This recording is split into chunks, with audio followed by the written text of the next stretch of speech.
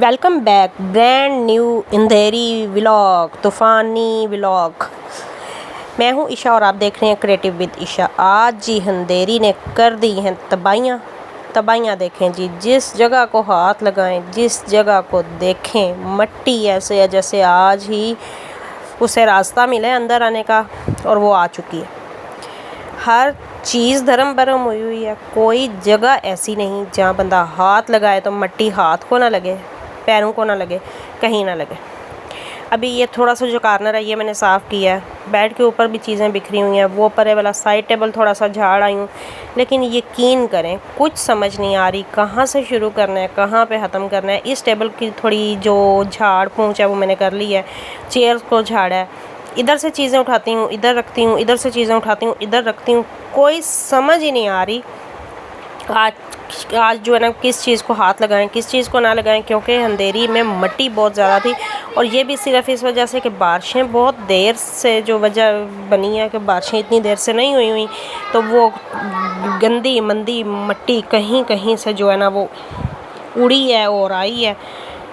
और आज मुझे नहीं लगता कि सारा दिन जो है ना वो हम मट्टी को संभाल पाएंगे। हर तरफ जो है ना एक चीज़ को झाड़ते हैं, दूसरी तरफ जो चीज़ें हैं वो फिर गंदी दिखने लग जाती हैं। अब ये बर्तन वगैरह बास्केट जितनी हमारी थी वो सारी बाहर निकाल दी हैं। बर्तन वॉश एक बार सारे किए हैं, बास्केट वॉश किए हैं, टेबल झाड़े हैं, लेकिन कुछ पता नहीं चल रहा। ये भी टेबल चूल्हे वाला भी झाड़ा है, इसे भी अच्छा खासा मैं कहती हूँ मट्टी में कोई चीज़ नज़र ही नहीं आ रही थी। वो सारे बर्तन निकाल के बाहर एक एक चीज़ को दोबारा धोया। जिस चीज़ को हाथ लगाते थे ना, यकीन करें बर्तन भी पकड़ने को दिल नहीं कर रहा था। चादरें लगाई हुई हैं वो उड़ गई हैं, सेन की चीज़ें डिस्टर्ब हो गई हैं, अंदर की सारी चीज़ें डिस्टर्ब हैं, और हर तरफ फर्श और हर चीज़ की कोई हालत नहीं है। और मेरा होम टूर भी जो है ना वो आंधी में हो रहा है। आज मुझे नहीं लगता पाकिस्तान की कोई भी ना लेडी पुरसुकून बैठी होगी। ये झाड़ा है, इधर अंदर से निकाल के बिस्तर बाहर सेट किए हैं, क्योंकि कुछ समझ ही नहीं आ रही चीज़ें कहाँ रखें कहाँ ना रखें। ये मैंने कहा फिर एक कॉर्नर है इसको साफ़ करती हूँ और बिस्तर वगैरह इधर करती हूँ। यकीन करें रात को सोने से पहले भी जो है ना वो बिस्तर झाड़े हैं। एक बार बेड और चारपाई होती है उसे झाड़ा है, लेकिन उसके बाद फिर एक दो बार जो है वो फिर तेज़ झोंके आए हैं। फिर मट्टी इधर से उड़ती है उधर जाती है, उधर से उड़ती है उधर जाती है। हालांकि मैं बड़ी जल्दी रूम समेट लेती हूँ, बड़ी जल्दी मैं सारी चीज़ें कवर कर लेती हूँ। आज मुझे ना 1 घंटा हो गया, मुझे कुछ समझ नहीं आ रही कि मैंने कोई चीज़ इधर रखनी है उधर रखनी है।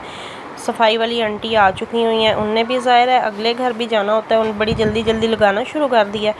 फिर मैंने कहा मुझे थोड़ी सी चीज़ें तो संभाल लेने दो, एटलीस्ट थोड़ी झाड़ पूंछ कर लेने दो। हर चीज़ झाड़ने वाली पड़ी हुई है, वो मुझे झाड़ लेने दो प्लीज़। तो रुकी तो हैं पर नाम का ही रुकी हैं बस ज़रा सा। तो फिर जल्दी जल्दी मैंने चादरें झाड़ी हैं और इधर की चीज़ें उधर, उधर की चीज़ें इधर। मुझे लगता है कि आज सारा दिन लग जाएगा, क्योंकि सिर्फ मट्टी को निकालने में। और मुझे खुद इतनी उलझन होती है ना। आज सुबह मुझे फ़ीवर था, टेम्परेचर जो है ना अच्छा खासा मुझे फ़ील हो रहा था, कल भी था। तो फिर पहले मैंने कहा मैं लेट जाती हूँ, मैं कुछ नहीं करती। फिर लेटे लेटे ख्याल आया कि लेटना कहाँ है जी, ये तो सारा करना है तो तब जाके होगा।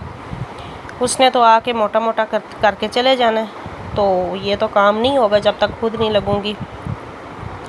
खैर इस तरह करके कमरे में से जो है वो मट्टी वगैरह निकल रही थी।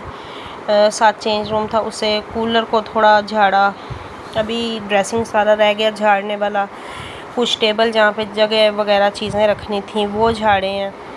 और आज यकीन करें मुझे नहीं समझ आ रही, आप लोगों का भी ऐसा ही हाल है? मुझे ज़रूर बताइएगा कि आप लोगों का क्या हाल है, आप लोग क्या कर रहे हो, आप लोगों के घरों में क्या सीन है। मुझे कमेंट सेक्शन में ज़रूर बताइएगा। और ये भी बताइएगा कि आप मुझे ना किस किस सिटी से देख रहे हैं और किस किस सिटी में इस तरह का तूफ़ान और आंधी आया। ये जी हमारा सारा जो ना आधे कमरे की जो सफाई है तकरीबन वो होने को है। ये शीट उतारी हुई है, ये भी अब वॉश करूँगी, और चीज़ें उतारी हुई हैं। अब वॉश किए बगैर ना कुछ भी रखने को दिल नहीं कर रहा। पहले सुबह इतना टाइम लगा है बर्तन वॉश करने में, क्योंकि सारे मैं कल घर नहीं थी और जाते हुए मैं सारे बर्तन वॉश करके उन्हें कवर करके गई थी। और मेरे आने से पहले ही तूफ़ान जो है वो आ चुका हुआ था। कपड़े वॉश हुए हुए मेरे पड़े हुए थे, उन्हें मैं इकट्ठा करके रख गई थी कि मैं ना आके तय कर लूँगी। तो फिर वो भी सारे मिट्टी से भर गए। अब एक एक कपड़े को देखें मैं झाड़ रही हूँ कि कुछ समझ नहीं आ रही। जो कपड़ा उठाते हैं आगे से रेत और मिट्टी मुंह को आती है, उड़ती है और बड़ी अजीब सी ना। इस तरह अगर इतना ज़्यादा गंद हो जाए ना तो संभालना भी यकीन करें बहुत मुश्किल हो जाता है। ये तो बस रोज़ के रोज़ ही है जो सफाई होती है, तो फिर कुछ हालात बेहतर होते हैं।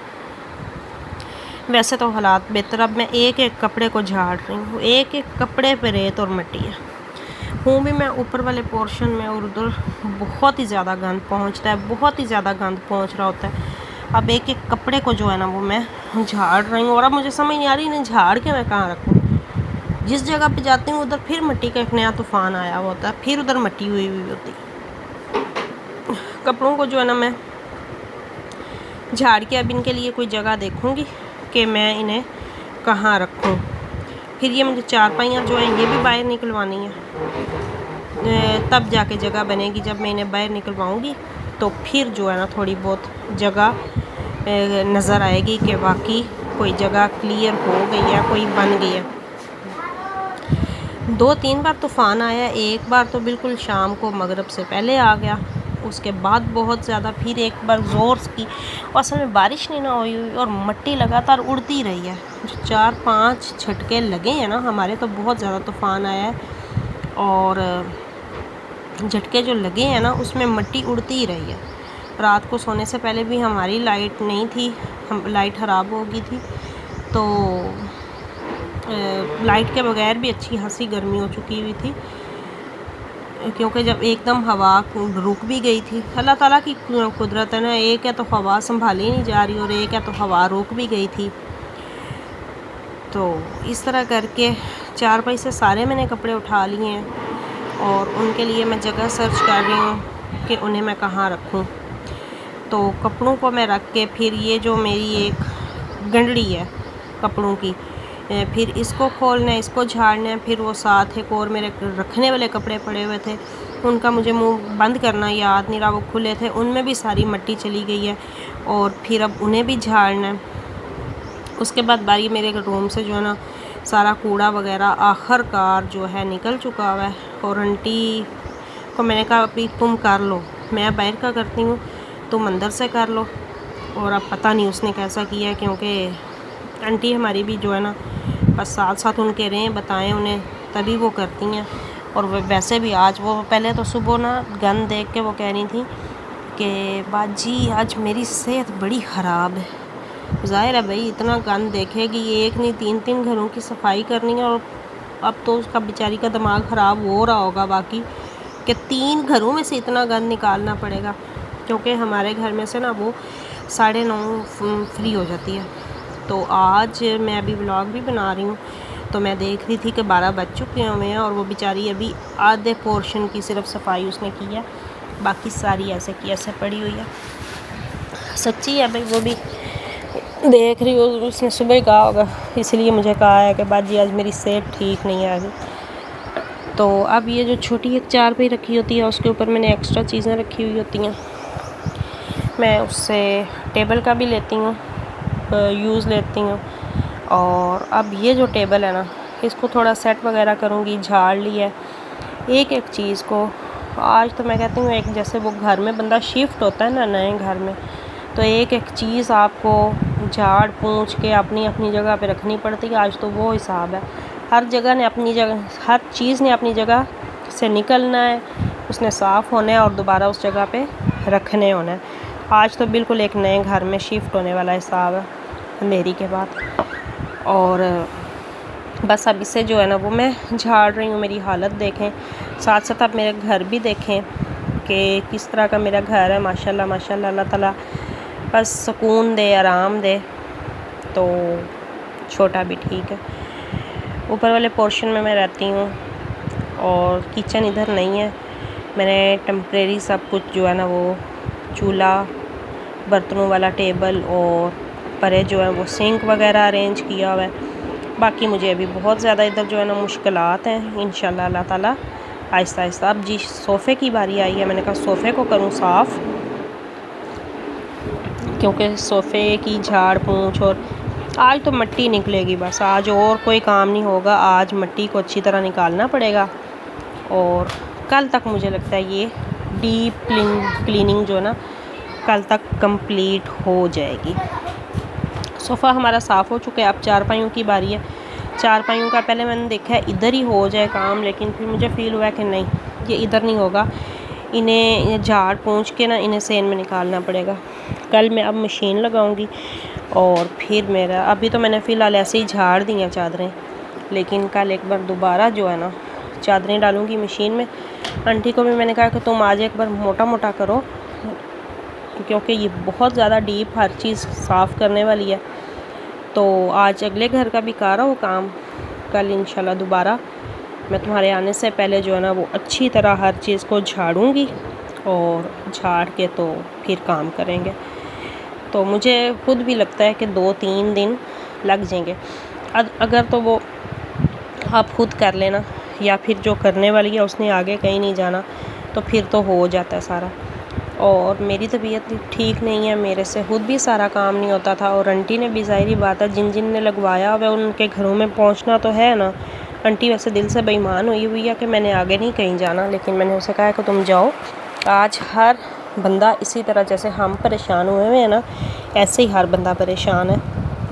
तो हर कोई वेट कर रहा होता है कि आंटी आए तो फिर जो है ना वो काम वगैरह करें।